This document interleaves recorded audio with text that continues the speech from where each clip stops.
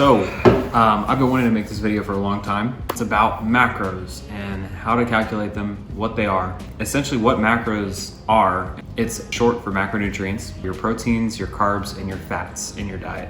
A lot of times when people talk about calorie counting, Weight Watchers, stuff like that, it's very similar to macro counting, especially Weight Watchers. They just kind of assign points to food, which if you think about it, macros are a certain number of calories per gram. So it's kind of the same thing, just a little bit easier to understand. So for your macronutrients, your protein and your carbs are going to be 4 calories per gram. Your fats are going to be 9 calories per gram. The reason why this is important is because you're only going to have so many calories starting out in your diet. So once you get your baseline calories for your maintenance figured out, which is going to be anywhere between 2,000, 3,000, 4,000 calories, depending on your height, your weight, your age, and your activity level, then you're going to be able to work from there and kind of figure out what you want your macronutrients to look like. That's going to depend heavily on what your goals are. If you're building muscle, obviously you're going to have an emphasis on protein. You're going to have an emphasis on your energy burning resources. If you're trying to burn fat, you're also trying to maintain whatever muscle you have and just burn fat. It's very important to get a good balance of all your macronutrients. If you don't, you'll see a lot of adverse side effects. Protein, its main role is to rebuild tissue, and that's not just muscle tissue, it's most tissues in your body. It requires protein to rebuild. So if you're breaking down a lot of your different tissues and you don't have enough protein to rebuild them, you're going to lose that tissue. Your carbohydrates are your primary energy source for the body. If you don't have enough carbohydrates, you're going to feel it. You're going to feel a little bit more lethargic. You're going to feel drained. You could even have cognitive problems where you're having trouble remembering things. And then your fats are extremely important. I feel like it's something that's very, very overlooked, but they are very important and you should not fuck with them. They are extremely important for regulating hormones, and if you don't have the correct balance of them, it can dramatically change how you feel and even how much muscle you can gain. When I'm calculating macros, what I like to start with is I like to start with protein first. Depending on what the goal is, and for the people I work with, it's muscle building, so I usually start with about 0.8 to 1 gram of protein per pound of body weight. So you can calculate that for yourself on what that's going to look like for you. And then once you have that number in grams, you multiply it by 4. And that's going to give you the total amount of calories that your protein is taking up in your diet.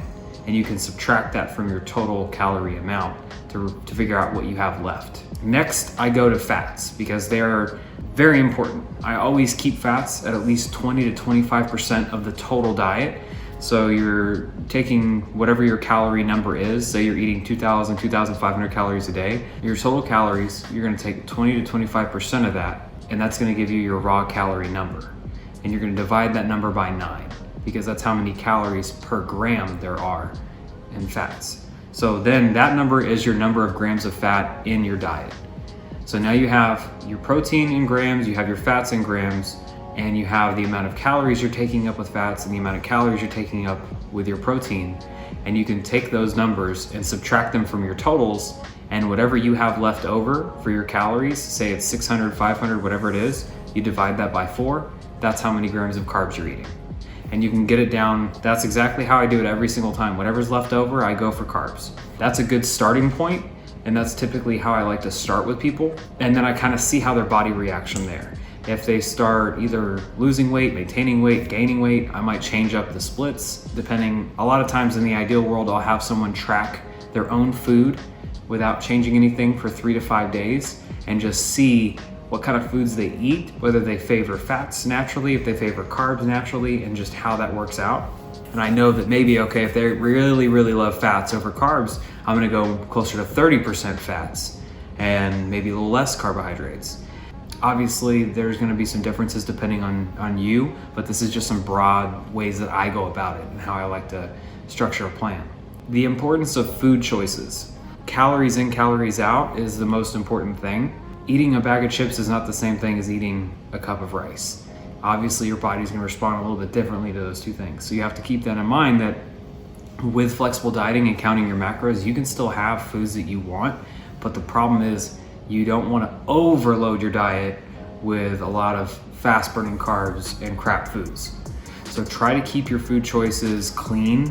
What means like minimum ingredients as possible. You don't want to have a lot of processed foods. The easier you can make it on your system to get the food down and processed, the easier it's going to be on your body. But at the end of the day, just keeping it simple and clean is going to be the best for your body, and it's going to be the best for you to kind of get into this pattern of eating. Because you're not eating a meal plan, but you will get into a pattern of eating eventually. And this stuff is hard to track your food. With MyFitnessPal, it's a free app, you can use that, but it's just getting the tracking down takes time. And that's going to be the hardest part above everything else, is just getting used to tracking your food, hitting these macro numbers that you're trying to always hit and aim for. And it can be difficult, but it just depends on how much you put into it. Hopefully this has been a pretty good guideline for you. If it has, then feel free to share it and save it. And let me know what you think in the comments below.